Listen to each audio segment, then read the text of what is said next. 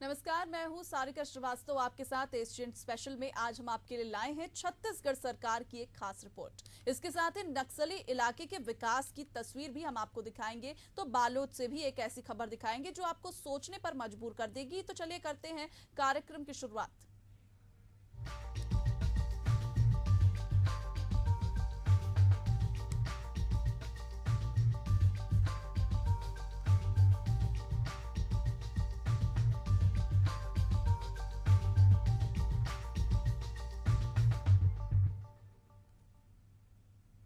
छत्तीसगढ़ के विष्णुदेव साय सरकार ने बीजापुर में सड़क निर्माण में भ्रष्टाचार और गुणवत्ताहीन काम के दोषी अधिकारियों के खिलाफ एफआईआर के साथ ही उन्हें सस्पेंड भी कर दिया। साथ ही एक अधिकारी को कारण बताओ नोटिस भी दिया गया। और इसी तरह राजधानी रायपुर में ओवरब्रिज की मरम्मत में अनियमितता पर 5 अधिकारियों को सस्पेंड किया गया। देखिए ये रिपोर्ट।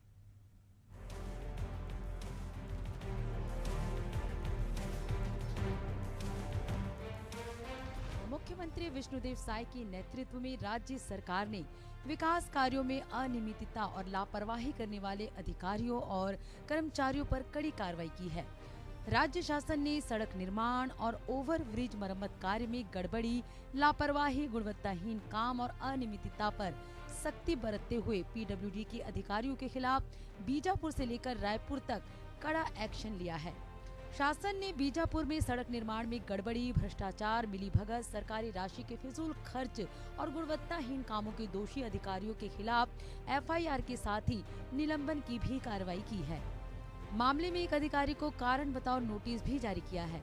मामले में आरआरपी 1 LWE योजना के अंतर्गत 54.40 किलोमीटर लंबाई की नेल्सनार कोडोली मिर्तुल गंगालूर मार्ग के काम को लेकर गठित जांच दल से मिले प्रतिवेदन में पाई गई गड़बड़ियों की गंभीर होने और संबंधित अधिकारियों की मिलीभगत होने के कारण सड़क निर्माण में सरकारी राशि के फिजूल खर्च, गबन, गलत रिपोर्ट देने और ठेकेदार निर्माण एजेंसी के साथ मिलकर भ्रष्टाचार करने के साफ सबूत हैं। जांच दल ने 8 जनवरी 9 जनवरी को कार्यस्थल का निरीक्षण किया था। इस दौरान कई कमियां पाई गई थी, इसलिए साय सरकार ने कड़ी कार्रवाई की है।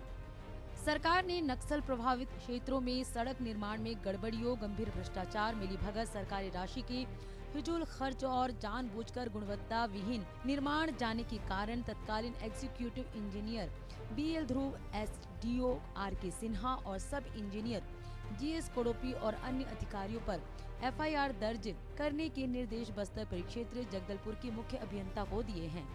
साथ ही निर्धारित मानकों, मापदंड का पालन किए बिना ही काम कराकर कर्तव्य निर्वहन में अनियमितता बरतने के कारण कार्रवाई करते हुए SDO RK सिन्हा और सब इंजीनियर GS कोडोपी को सस्पेंड कर दिया है।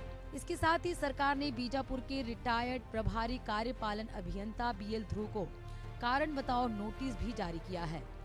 बता दें कि इस मामले को बीजापुर के पत्रकार मुकेश चंद्राकर ने उजागर किया था, जिसके कारण सड़क ठेकेदार ने उनकी हत्या करवा दी थी। इस सड़क के ठेकेदार और पत्रकार मुकेश चंद्राकर हत्याकांड के आरोपी सुरेश चंद्राकर का टेंडर पहले ही निरस्त किया जा चुका है। गंगालूर सड़क बीजापुर जिले की हमने 25 दिसंबर को जांच समिति का गठन किया था।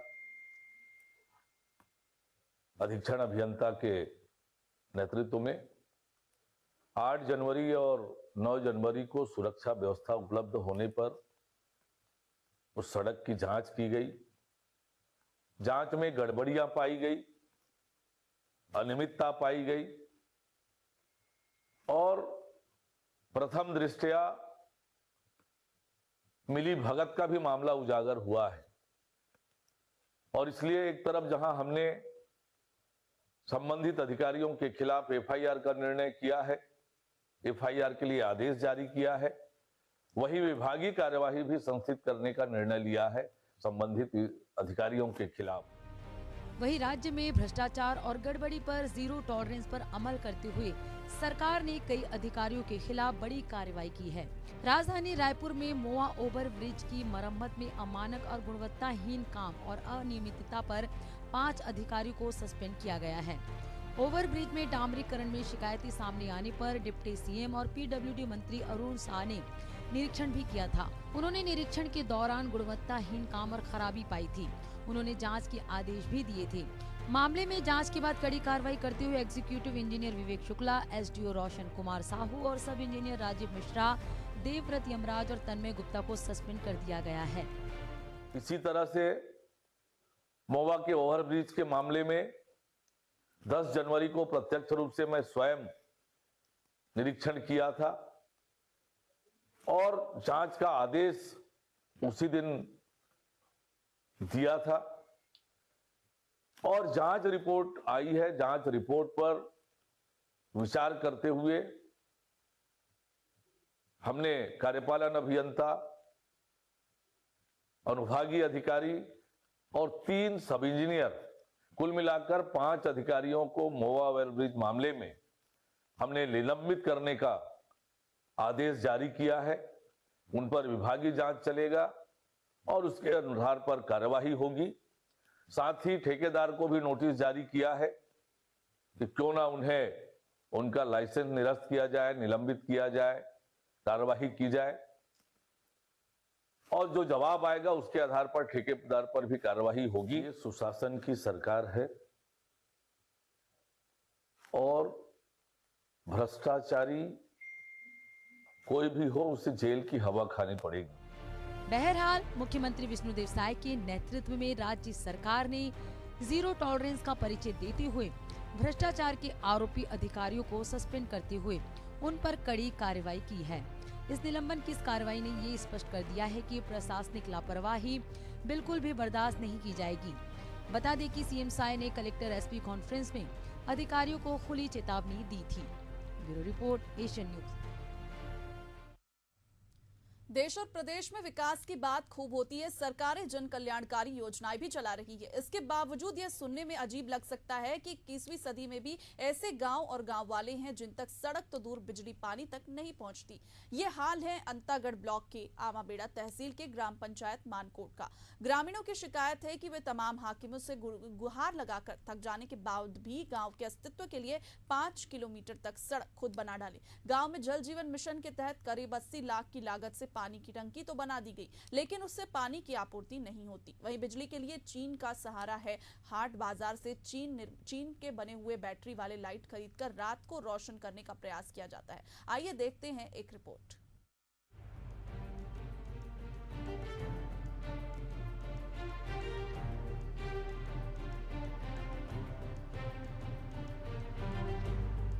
अंतागढ़ ब्लॉक के आमाबेड़ा तहसील के ग्राम पंचायत मानकोट विकास की दौड़ में इतना पीछे है कि गांव में बिजली है ना पानी।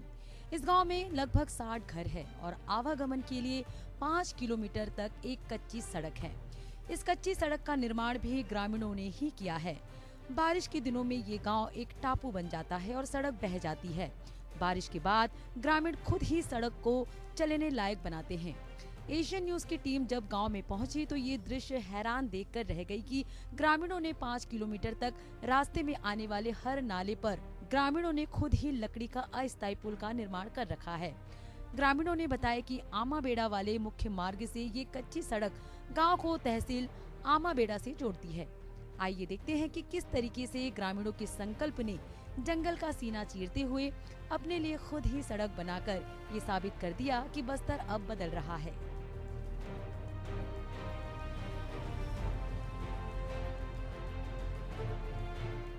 यही वो सड़क है जिसे ग्रामीणों ने अपने स्वयं के इस्तेमाल के लिए खुद ही एकजुट होकर बना दिया। मेरे पीछे आप ठीक देख सकते हैं जिसमें एक पहाड़ नुमा आकृति बनी हुई है, जिसे गांव वालों ने एकजुट होकर जब ये गुहार लगाते थक चुके और कहीं से कोई सुनवाई नहीं हुई तो गांव वालों ने अपने सुविधा के लिए इस जगह पर एक कच्ची रास्ता का निर्माण खुद ही कर लिया। इससे आप ठीक देख सकते हैं कि गांव वालों की दृढ़ इच्छा शक्ति के सामने ये जो पहाड़ नुमा चीज है वो भी नहीं टिकी।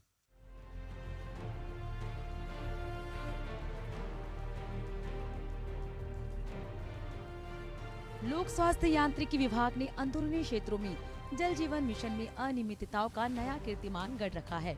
गांव के कई घरों के आंगन नल तो था पर टोटी गायब थी। पूछताछ में पता चला कि पाइपलाइन ही नहीं बिछाई गई तो पानी आए कैसे। जल जीवन मिशन के सारे कार्य मार्च 2024 में पूर्ण किए जाने थे, लिहाजा आनन फानन में बाहर दिखने वाले काम कर राशि की निकासी कर ली गई और रिकॉर्ड में काम दिखा दिया गया। अंदरूनी क्षेत्रों में कागज पर गांव को पेयजल प्रदत्त दिखाकर वाहवाही लूट ली गई। सवाल ये है कि संबंधित विभाग के अधिकारियों ने बिना निरीक्षण ठेकेदारों को भुगतान कैसे कर दिया। जमीनी हकीकत ये है कि यहाँ कार्य कर रहे ठेकेदारों का रसूख बड़ा है।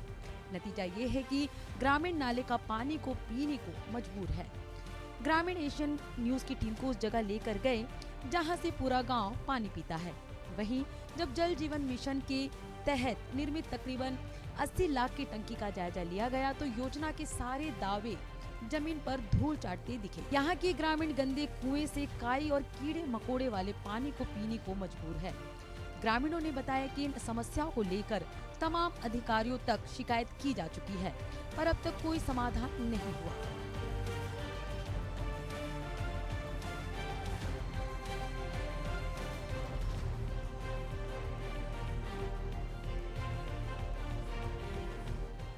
तो हम आपको एक तस्वीर दिखा रहे हैं जो जल जीवन मिशन नाम की जो योजना है उसको ठेंगा दिखाते हुए दिखती है। मेरे पीछे जो बैठे हैं वो हमको इस जगह लेकर आए हैं जहां से ग्रामीण एक झरिया इसे कहते हैं, यहाँ से ग्रामीण पानी पीते हैं और बड़े लंबे अरसे से पीते हैं। और यहाँ पर झरिया में कुछ महिलाएं भी उपस्थित हैं।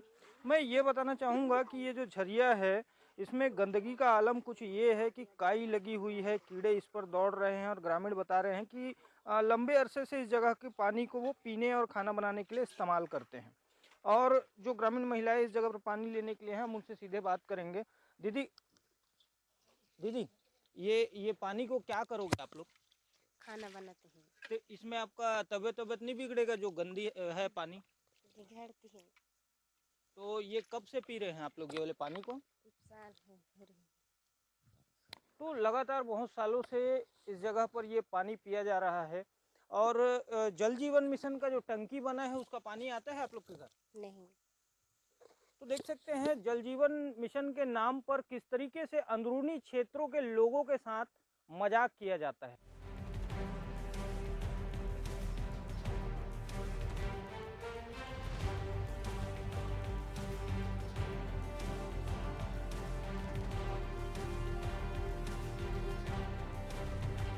मानकोट गांव अपने आप में एक मिसाल है कि कैसे यहाँ के लोगों की सोच ने उनको सशक्त बनाया है।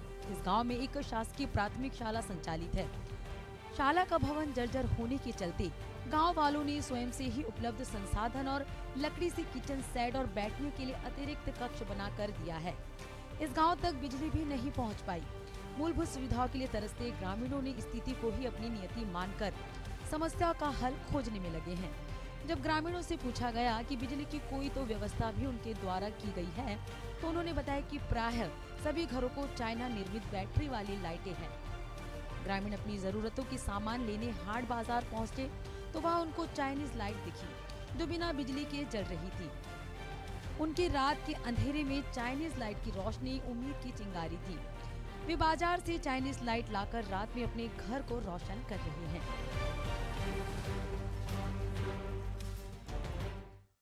अभी हम मौजूद हैं मातला ग्राम पंचायत के आश्रित गांव मानकोट में। यहाँ से हम आपको एक तस्वीर दिखाएंगे कि किस तरीके से यहाँ पर लोगों को आज भी उन मूलभूत सुविधाओं के लिए तरसना पड़ता है, जैसे पानी, बिजली और सड़क।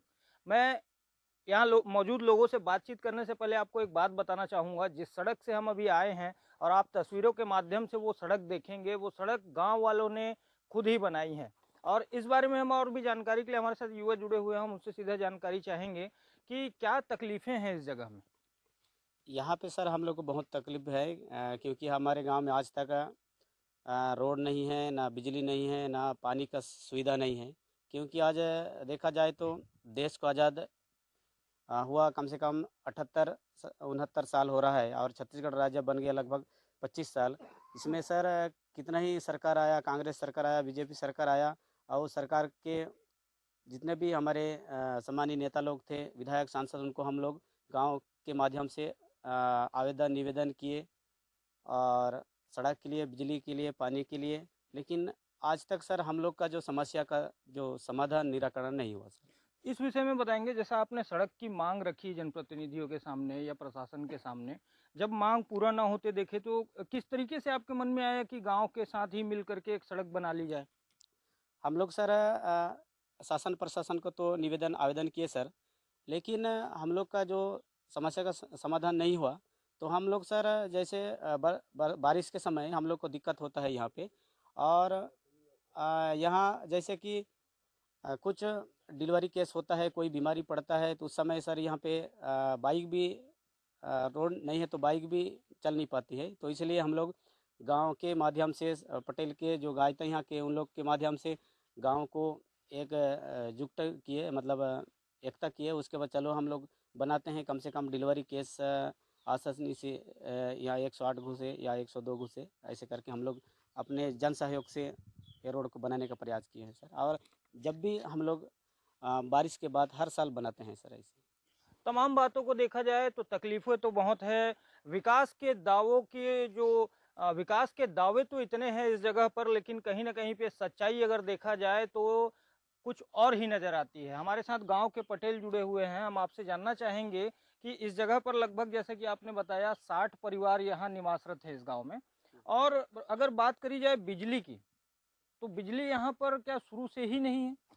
शुरू से नहीं है सर, आवेदन करते थे तक है। इस बारे में कभी उच्च स्तर पर कभी सांसद, विधायक या किसी प्रशासनिक अधिकारी तक आपने बात पहुंचाई? जी सर, हम संसद मंत्री तक, मुख्यमंत्री रायपुर रमन सिंह तक गए हूँ सर। मानू बिजली ऑफिस में साहब है वहाँ भी गए हैं, और सब अंतागढ़ से भी गए हैं, अंतागढ़ ऑफिस में गए हैं। और तो आगे भी वो विधायक रहे हैं सर भूषण विक्रम, उसके समय में रायपुर में घर में गए थे सर, तब भी अभी हो जाएगा बोलते, कभी नहीं हो पाए सर। मैं ये भी बताना चाहूँगा, एक और जहाँ शहरी आधुनिकता को देखें तो लोग एसी में बैठ करके टीवी देखते हुए अपना मनोरंजन करते हैं। मैंने अभी तक एक गांव की तस्वीर में ये देखा कि किसी घर में टीवी भी नहीं है। हालांकि बिजली ही नहीं है तो टीवी का तो सवाल ही नहीं उठता। लेकिन मैं ये बताना चाहूँगा, मेरे इस वाक्य को कहने का मतलब ये था कि एक गांव में जब हम प्रवेश किए उस समय में हमने देखा एक बड़ा टावर यहाँ पर लगा हुआ है। अब ये मेरे समझ से बाहर है कि ना बिजली है, ना पानी की व्यवस्था, कोई मूलभूत सुविधा है नहीं, लेकिन फिर इस जगह पर टावर लगाकर क्या साबित करना चाहते हैं। हमारे साथ महिलाएं जुड़ी हुई हैं, हम इनसे जानना चाहेंगे। आप जो अभी एक कुआं दिखा रहे थे हम लोगों को, वहाँ के पानी को क्या करते हैं? भात रांधन, पीथन, पेज रांधन, साग भात सूप पूरा। लेकिन वो पानी तो बहुत गंदा है। गंदा रहे मगल खा खाते हमन, वही पानी लगा था। अच्छा, मैं ये भी सवाल जानना चाहूंगा, महतारी वंदन का पैसा मिलता है आपको? जी। और महतारी वंदन का पैसा मिलता है? तो अभी जो हम आपको तस्वीरों के माध्यम से कुआं दिखाएंगे, वहाँ का पानी ऐसा, वो ग्रामीण बता रहे हैं कि उस पानी को ये पीते हैं। और जल जीवन मिशन के दावे इतने हैं कि इस जगह पर हम जब गांव में आए तब हमने देखा 80 लाख की लागत से पानी की वो टंकी बना तो दी गई, लेकिन ग्रामीणों के बताए अनुसार वो पानी निचले मोहल्ले में 2 से 3 घरों तक ही आता है। और जिस मोहल्ले में अभी हम मौजूद हैं, इस जगह पर पीने यहाँ के जो लोग हैं वो कुएं का गंदा पानी पीने को मजबूर हैं। और इस तरीके की जो अंदरूनी क्षेत्र की तस्वीर है वो तमाम तरीके के विकास के दावों को चिढ़ाती हुई दिखती है। मैं विजेंद्र पांडे, एशियन न्यूज, अंतागढ़। तो चलिए बालोद जिले की बात करते हैं, जहां जीवनदायिनी गोंदली जलाशय से रेवती नवागांव तक नहर का निर्माण भ्रष्टाचार की भेंट चढ़ चुका है। इसका काम कुछ दिन पहले ही शुरू हुआ है, लेकिन काम के बीच में ही इसकी गुणवत्ता की पोल खुलने लगी है। करोड़ों की लागत से बनाए जा रहे नहर में गुणवत्ता मानकों को ताक पर रख दिया गया है। नहर निर्माण में सीमेंट और रेत के मानकों की अनदेखी की जा रही है। स्थानीय लोगों का आरोप है कि सीमेंट कम और रेत ज्यादा मिलाया जा रहा है। नहर निर्माण का काम कर रहे मेसर राम शिरोमणि तिवारी से लेकर जल संसाधन विभाग के कार्यपाल अभियंता केएल तारन नहर निर्माण में भ्रष्टाचार को लेकर होठ सिले बैठे हैं। आपको बताएंगे इससे जुड़ी एक रिपोर्ट, लेकिन वक्त तो चला एक छोटे से ब्रेक का।